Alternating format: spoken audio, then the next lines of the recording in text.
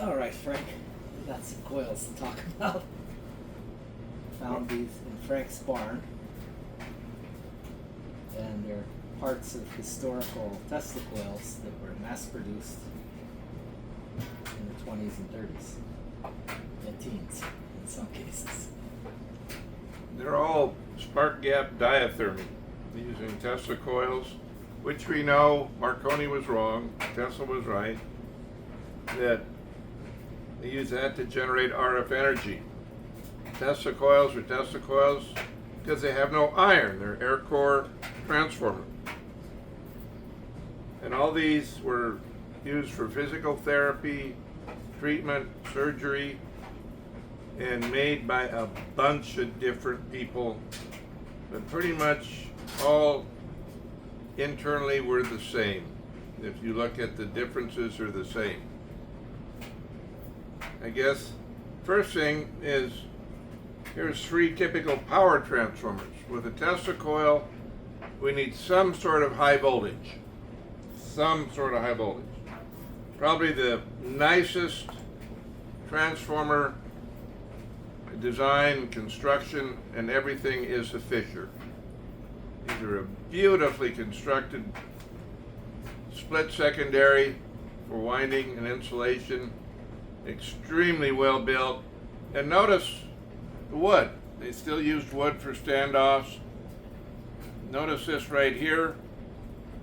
Fisher would ground the core of the transformer, and just in case it arced over, that you wouldn't possibly get shocked. They had real fine coiled wire that went to the high voltage circuits. Very, very well insulated and wound primary, very, very well insulated and wound secondaries. And a good space on either side And with interleaves. yeah. Very neatly wound. And how many of these transformers have we found burned out over the years? 0. To date, 0. Absolutely These transformers have never failed. On these diathermies, you can still plug them in today and still amaze and delight yourself and your neighbors. And how long were diathermy treatments at times? Diathermy treatments could literally be up to hours. These would run continuously, sometimes 30 minutes, sometimes an hour. One of my favorite diathermy treatments was for gonorrhea. They stuck an electrode up your penis, and the instructions were to heat your penis up to about 100 and I think it was 40 or 60 degrees for 10 minutes or however long the patient could stand it. That's one of my favorite treatments. And the books for these universally said practice on steak or beef before you move to human. Yes. Because it was very new for physicians, even electrosurgery, the whole idea of it. Yep. For electrosurgery, yes, you patches. They would on all the catalogs and books and instruction manuals would show you how the effects of the RF treatment would cook the meat, literally cook the meat. They would show probes into the meat, and they would show discolorization of the meat where it had cooked the meat. We'd have the fresh meat. They practice a lot on beef. And this transformer was about 3,500 volts, I think. 4,500. 4,500. 4,500 on the Fisher. Now, the next one is probably second most common to that one. Yeah, this came out of what they call an ALO suitcase machine. These are a ton of them on eBay. They're in a suitcase about that big. They have a marble top. They have either one coil for RF, or they have a pair of coils for RF. It just depends on what you bought. But what's interesting about that transformer, you notice all this crap, all these extra windings. What the ALO machine had was a huge rotary switch, and you used that for 2 things. You either could have an illumination lamp, a little low voltage light that they could illuminate to look and see for surgery or for probing your throat or nose, or some of the windings are here. You notice here the windings are very fine. Notice here the windings are very coarse. The fine windings for lights, for illumination. The coarse windings, they had multiple taps for cautery. They'd have a platinum tip or a platinum blade. They would heat up by electricity to red hot, and they would use this for surgery to cut, remove warts, to actually slice out tumors and stuff like that. So these are a multi-tap. What happens with the halos a lot is these windings will burn out. They get overloaded or they get shorted and they burn out. But what's neat about this transformer is you can take those windings off and still use it. It won't affect the transformer. This winding is a high voltage for the Tesla circuit, and it puts out about 1.6 kV. And underneath this winding is the AC primary. The other thing these machines did was they had one side of the high voltage AC tied to the metal frame, the core of the transformer, tied back, so any time you touched any of the rotary switches on the top of that panel, you had the possibility of contacting 110 volts A through E AC plus 1500 volts to ground. It would light up your light. And this was also an important thing with those machines. You could adjust the current. And actually, both Fisher and Allo machines had similar.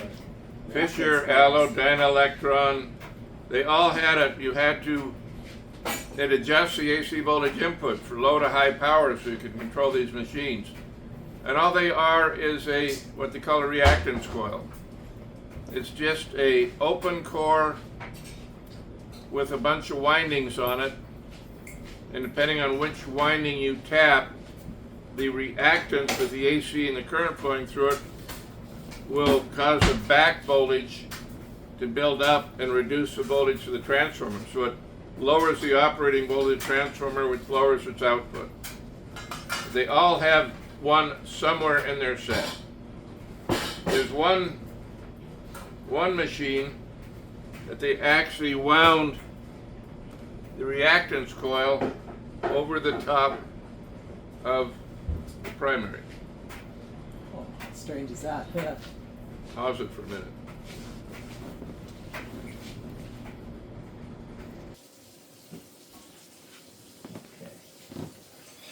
Okay. All right. This is another high voltage transformer from an ALO machine. It's kind of interesting in that it has the capacitors for the resonance circuit mounted on each end, and you selected it. But the other interesting part is the primary is tapped, i.e. with the reactance, and you adjust the voltage by changing different taps on here to adjust the output. And the other side of the transformer with the high voltage winding, this is roughly about 3 kV. The split coil that goes to the capacitor and the resonant circuits. And the final transformer we have was a very simple, plain, boring transformer. This is from a Dynaelectron, which is another spark gap diathermy. Its output voltage is about 4 kV.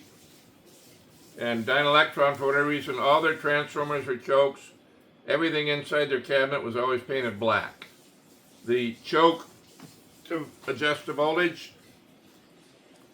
I don't have it with me because Mr. Bahari stole it and he put it in a machine somewhere.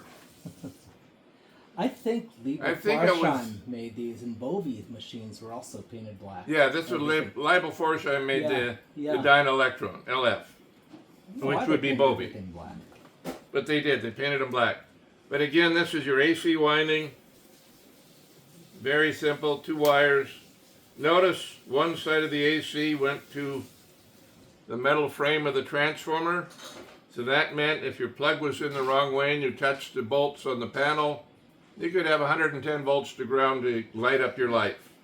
Notice one side of the high voltage goes to the frame of the transformer. So if you touch the wrong side of the spark gap, which connected to the high voltage, and the metal bolts on the case, it would light up your life. These are definitely UL approved, definitely safe to use, fun and exciting. Right. Now we come to the Tesla coil. Probably the easiest one to see. Tesla coil is what? It's an air coil transformer. It has a primary and secondary. The dynelectron, again, how can you tell? It's painted black. This is probably the easiest Tesla coil to see for demonstration. You notice here's the primary. Primary is quote unquote low voltage, high current. This is where your transformer will hook through a spark gap, and capacitors will generate an oscillating magnetic field which will induce voltages in the secondary. Now notice the secondary. You can see this secondary is real fine wire. Notice this secondary is real coarse wire. So what's the difference? Fine wire goes to what is called the high frequency, commonly referred to as a Whedon post. And all that means it's high voltage, high frequency, low current RF. Usually they will give a bluish, greenish, typically bluish, wispy, staticky type spark discharge, ozone to knock your socks off. They would hook vacuum electrodes up to here or hook the patient direct for physical therapy. It was basically kind of a high frequency diathermy that they thought was good for physical therapy. Primarily they believed that these would stimulate blood circulation, increase blood flow, which we know when you're recovering from wounds, if your body can produce more blood flow, it heals faster, heals better, and heals more complete. But anyway, this is the high frequency coil, aka radio transformer. These exact things on a different scale, different version, were our first radio transmitters that worked. Marconi's did not work. Marconi stole Tesla's patent to make his transmitter. Sadly, Marconi finally lost, but it was after Tesla was dead. The simpler form is this halo. Pretty much the same thing inside this box. There's a bunch of turns wound in a pancake with a few turns wound on the outside. The outside turns connected to the high voltage circuit capacitors. The high frequency RF current came out the center post, and usually this was a ground as a reference. These surprisingly work very well. Two of them together can throw 8 to 10 inches sparks on their what they call their twin pole, and these tend to burn up. If you have a twin pole set, meaning two of these coils are side by side, they're really stupid the way they ran. You hook the patient or the probe up to one, but both coils are always being energized. So this coil, you loaded down, you took the power out of it so that it didn't build up high voltage. The other coil was running still, throwing arcs or coronas, and it was never loaded. Yeah. So the never loaded coil 9 times out of 10 on a twin pole is burned out. It's like on a bipolar Tesla. If you ground one end, the other end suddenly comes the other alive. end goes alive. All this insulation in here gets stressed. Yeah, this insulation is typically beeswax and rosin, and you can see, look, it's split, it's cracked. It's called old like the rest of us. When we get old, we get wrinkled and cracks. And this breaks down, and that's all that's holding the high voltage back. And when it really works well when the insulation's good, and it really works bad when the insulation gets crappy. Doesn't it? It does. And yet, we can heat it up. We can reheat it again. We can and melt it down, and it re-insulates. It's amazing about this. If you get a coil that's not damaged, you just heat it up in the oven, remelt it, re-pour it, or let it pour itself, and maybe add a little bit if it leaks. You can kind of see this one leaked a little bit when they originally poured it, and it still works. It's reusable. Yeah. The next coils, this is a basic one out of a Halo Halo Rose spark gap diathermy. Notice this coil, fine copper cotton covered wire inside this form. This fine wire. Did I mention fine wire? Where do we have fine wire? We have fine wire here.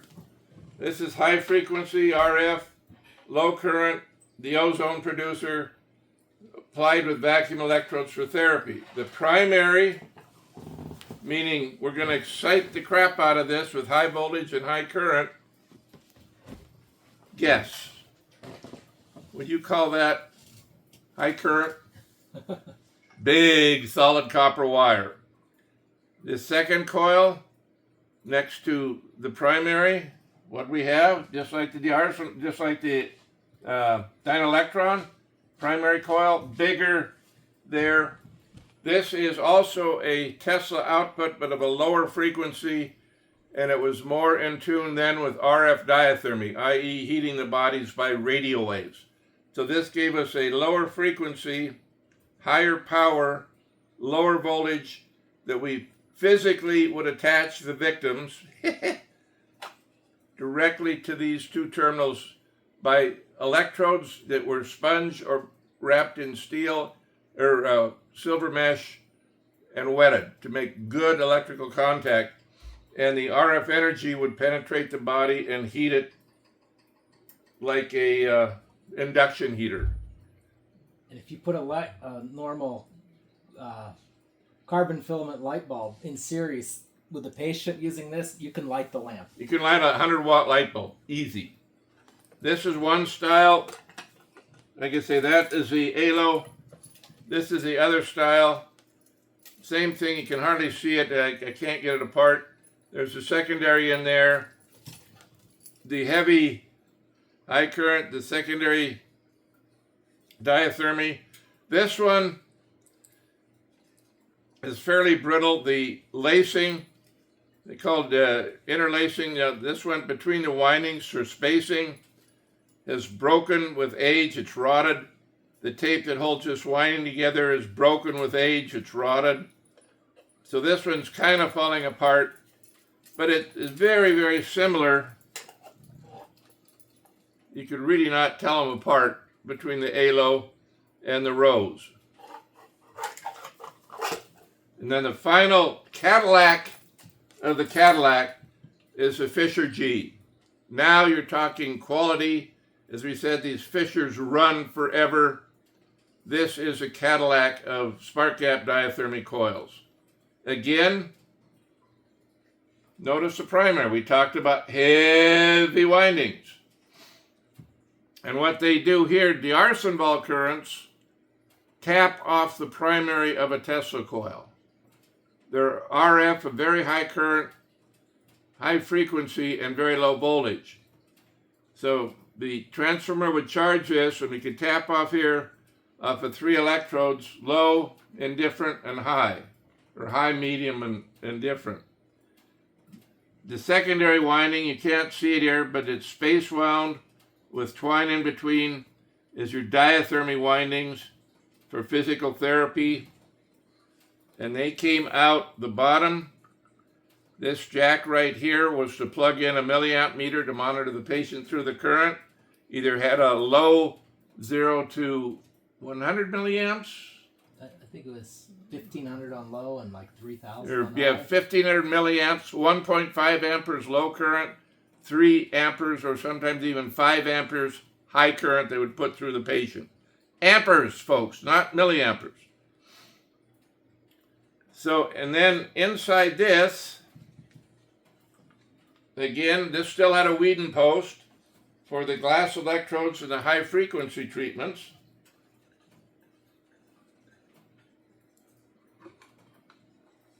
And there is the high frequency coil.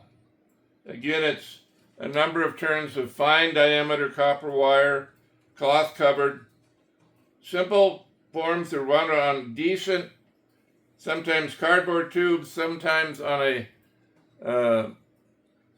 Bakelite or hard rubber, sometimes on a mica impregnated tube, although not as common. And again, this is RF, high frequency, general term, 300 kilohertz, 500 kilohertz. Notice still, everything here is wooden frame, wooden ends, hard rubber, and even in the middle, they did realize it, in the middle of the Tesla coil, for you Tesla coil builders, what do you never do? Have metal on your Tesla coil form, because it captures the RF and it burns the coils up. You can't see it, but this rod is phenolic. It's not a metal rod. It's threaded phenolic, i.e. a type of plastic, hard rubber thumb nuts, so that the RF energy won't heat up this rod and burn up your coil. Now this coil has been in the barn, oh Lord, probably 15 or 20 years. And if I wanted to, I could plug this in tomorrow and hook it up and it'll still run like a champ. It's one thing amazing about Fisher is it doesn't care. These are bulletproof. These go forever. Like we said, we've never seen a Fisher transformer burned up. I've seen ALO transformers burned up. I've seen these high-frequency coils occasionally burn up. I've seen the windings arc across. We have never, and we've got a lot of Fishers. We've run a lot of Fishers. We've never seen a Fisher yet that has failed us. Ever. Or the capacitors. Or the capacitors, or the spark gappers, or the transformers. They're an amazing construction. Now we say spark gap. The whole idea behind these resonant circuits is we have a high voltage, it jumps a gap. And when it jumps a gap, it does two things. It either charges a capacitor or it discharges a capacitor across the primary winding of this coil, and that generates an oscillatory current to induce voltages into these secondary coils. The spark gaps were many of them, just a single point spark gap, multi-point spark gaps. One ALO machine had 16 series spark gaps. The Collisher gap. Yeah, the Collisher, the Fisher, The Collisher-Fisher gap. A lot of them, the machines, Rose and so forth, this came off a Rose Diathermy, is a 4-gap spark gap. It's hard to see. I'll probably blind the camera here. This is 4 gaps, and what they are, if you look at it close, it's hooked in series. Comes here, jumpers to this gap, here, jumpers to this gap, here, jumpers to this gap, here, and out. And you adjusted it a number of ways. This one, you had a single adjustment. And when you screwed this, poor old post, it isn't working. It will move all these points together and close them or open them. The more the points are closed, the less voltage it takes to fire the gap, the lower the output is on our Tesla coil. If you Tesla coilers, if you increase the spark gap, you increase the voltage. The more we open this, it takes more of a voltage to jump across the gap, which charges the capacitor higher, which charges the coil higher, and you get a higher RF output for more therapy, i.e. for, say, heating tissues in the torso, for surgery from a big wound or a tumor or something, where you need more power to do work. But these are the typical spark gap. They're very simple again. They're usually one set of electrodes is mounted on a slate, usually slate plate. Many times. And even though it's slate, the ends are still metal brackets because that's where your electrical connections come in. And what are the contact faces? And the contact faces are usually tungsten, except on the early sets that were a pain in the ass. Believe it or not, they were silver. Yep. They gave the most beautiful green art you've ever seen, and they died after about 5 minutes because either the silver burned up or got so oxidized they stopped working. They're terrible. But yeah, usually these are tungsten faces, 1/4 inch diameter, sometimes 3/8. Very seldom, but still 1/2 inch diameter tungsten buttons. Yep. Typically 1/4 inch or 3/8 tungsten buttons in here. Spark gaps, again, if you're a Tesla coiler, one of the things you have to worry about on your spark gap is they get hot. When they get hot, they stop working efficiently. That's why they go to quench gaps, why they blow air over them, they keep them cool. And that's what these fins are for. Remember, these machines can run up to an hour. So I've got these spark gaps just singing away in here, and they put these metal fins, radiator fins, on the spark gap electrodes to radiate the heat to keep the gaps cool so they run efficiently. And they work. And they work. And whether it's a single gap, you'll still see a lot of times there are washers on the fisher. They stack them with copper washers. Halo has cast. They cast and machine a brass structure with radiator fins, but it's all cast one piece. But they're much lower power. You don't need as much cooling as you do with these bigger machines. You need a lot more cooling. But that is a very typical spark gap. This one was fancy in that it has a very oxidized aluminum cover that used to have a red glass lens in there, because one of the ways you would run these machines is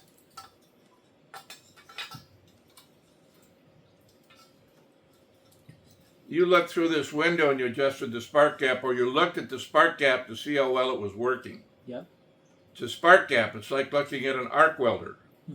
It's not going to do your eyeballs any good.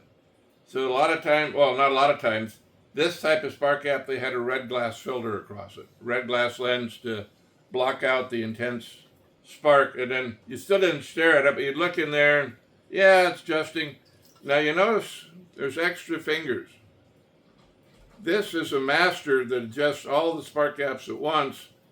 But if one spark gap was misbehaving, you could fine tune an individual gap to get it back to running right, balance it. And what I always do with these is I'd close the spark gap so they're all closed. Then I'd always back one out so it was just a little bit open, because a lot of these machines were designed, the spark gap was in parallel with the transformer. So if you closed the spark gap, you shorted the transformer out. Yep. And if you leave it shorted for too long, these are not very thick wires on the transformers, you'll burn them up. So I always leave one, on a multi-gap system, I always leave one gap. They're all shorted, but one gap is always open so I don't burn my transformer up. They actually, I think, call it out in the Hogan manual to do that. Yep. As well. Yeah, they do. Hogan says that too. It's got 16. 16 points. I think it's 8 series, 16 points. Well, no, the Hogan. Oh, yeah, maybe more. The linears, I think they got 16 plates. Okay. And that you adjust each plate, but it's the same thing. You close them all, and you leave one open, so you're not shorting out your transformer. Now, the Hogan, that's a whole different ballgame. That transformer puts out 20,000 volts at what we figure, 100 or 500 milliamps. Yeah. Because it's 20 amps at 20,000 volts. Yeah, yeah. So folks, do the math. And that machine is wicked. That'll light your socks up real good. They're fun. You can burn up PA systems. You can set off campus police alarms. You can burn up $1,000 laptops. And you can amaze and delight people that say we're full of shit till after they're amazed and delighted, and then all of a sudden we're the heroes of the day. So that's, in a nutshell, spark gap diathermies, and these are physicians' models, every one.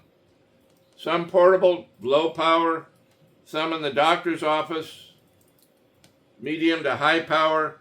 These were the tools of the day, and many times, folks, these machines were still used up into the 1950s. I picked up one Fisher G diathermy in Dallas, Texas, that came out of a doctor's office that was still in use in 1960. Yeah. The only problem is there's spark gap. They're not controlled, so they are very noisy in the RF spectrum. They'll wipe out radio, they wipe out all sorts of crap. They're not very clean, they're not very frequency controlled, so they're banned for that reason alone. They're just noisy RF generators. It's not just the sparks you want, but it's the sparks you don't want, or interference. But that is a selection of them, and you won't find, you take apart any other machine, I guarantee you can almost point to ALO, Fisher, Dielectron, ALO, Rose, Fisher, ALO, Rose, ALO. These 90% of them or 99% are all built the same. They work, they copied them, they're simple. But what I can say, what's amazing, folks, is when you can draw 1 or 2 inch spark off of just a handful of windings, just a handful. This is what? I forget, 40 or 50 turns if I remember right. It's normally about. And you can draw off 50 to 100,000 volts off of 40 turns. But it's RF. They're amazing. Oh, excuse me, it's the wrong side anyway. It's a diathermy. That's the Whedon side. This is a diathermy. Or this is a Whedon, excuse me. But still, it's not many turns to generate a lot of voltage. Not like you think of, and a transformer has to have miles of wire to generate voltage. I think this has 90 turns. Inside on. And they're not even wound the whole length of this. Yep. It's only about half of the way. Yeah, that only goes in. The base of the coil basically stands about right there. But that's our menagerie of monsters. If you're interested in this hobby, you got to get one. I will warn you, remember, 4,500 volts. That's at a couple hundred milliamps. That's fatal. Even these, 1,000, 1,500, 3,000, 4,000 volts. If you get across the primary or the secondary of these high voltage transformers, they're fatal or can be fatal. You can get electrocuted. You have to treat them with respect. You get across the RF section, they're fun. Might burn a big hole in your finger. Trust me, it's RF. It will leave painful white marks where it burns holes in your finger. But it's fun. If you want to be really fun, you can hook a metal blade up to it and carve meat and amaze and delight your friends. Get your cat to gag. But they're fun. But again, they're extremely high voltage on the primary circuits of these. You must understand how they work. You must treat them with respect. Because they will bite you, and they will bite you hard. Like grabbing hold of a neon sign transformer. Yeah. These are all higher current, incidentally. These are all much... neon sign transformers are usually 10 to 15 milliamps. These are 10 times that minimum. These are 100 milliamps to maybe even 500. So these are much higher than a neon transformer. And some of the lower voltage neon transformers, 5 kV, or OBITs, they call it oil burning transformers. Yep. That's basically the output of that Fisher. And that Fisher puts out 10 times more current. Yep. You don't want to get across these on the primary or the secondaries. You need to understand how they work and treat them with the ultimate respect. But you can also have a ton of fun with them. Really a ton of fun. Yep. All right. Alrighty. Thank you.